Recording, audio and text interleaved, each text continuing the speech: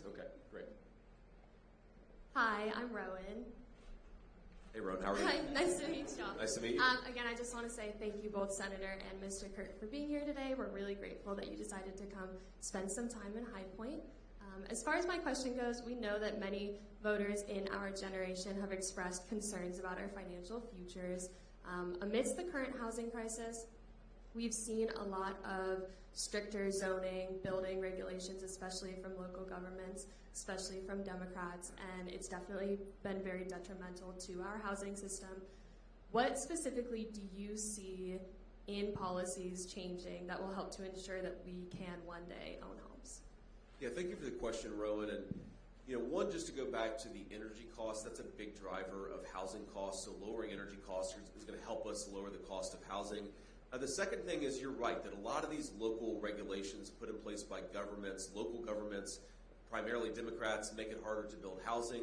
But there's a lot that we can do on the federal level to reduce regulations and make it easier to build houses in the first place. We want to do those things. And frankly, we probably want to make it harder for those local governments to restrict the supply of housing. So again, all of you guys can actually afford to buy a home, or at least to rent a home at a reasonable rate when you guys are at the point when you want to do that. And then the final thing that I'll say, Rowan, is you need to pursue the kind of tax policy that allows people to invest in building in the United States of America. And again, that's something that we've really gone in the wrong direction on the last few years. Is you got to ask yourself, if you invest in the United States and you make a fair amount of money, and we want people who invest to be able to make money, are you paying a bigger tax on that than if you invest overseas? And if the answer is yes, then we're penalizing people who are building houses and other things in the United States of America. We've got to change that. And between reducing the regulations, reducing the energy costs, and I'll go back to reducing illegal aliens who are competing with Americans for scarce homes, I think we can actually make the American dream of homeownership more available and more affordable again.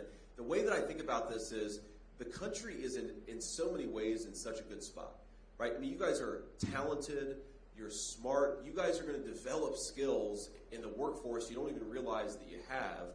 We've got the most incredible resources, the best natural resources of any country in the entire world. We are ready to unleash a golden age of American prosperity, but only if we fix the broken leadership in Washington. That's what we're going to do. That's what we all get an opportunity to do in 5-6 short days. Thank you. Really quick, I just want to make sure that Kamala's awful plan is highlighted. She wants to give $25,000 per person, which sounds good for a home. What will that do to housing prices almost immediately? I think that's important to compare and contrast. Yeah, so if you don't increase the supply of houses, and then you continue to allow illegal aliens to compete against American citizens for those houses, what you will necessarily do is you give $25,000, you're going to increase the cost of housing by $25,000. So again, this is fundamentally the difference between the Kamala Harris approach and the Donald Trump approach. Donald Trump is trying to make it easier to build and invest and to create things in our country.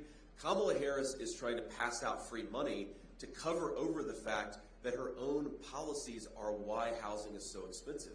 And Charlie, it's not just, if you look at the details of her plan, she's not just saying she's going to give $25,000 to American citizens. She's also saying she's going to give $25,000 a lot of times to people who aren't even in the country legally to begin with.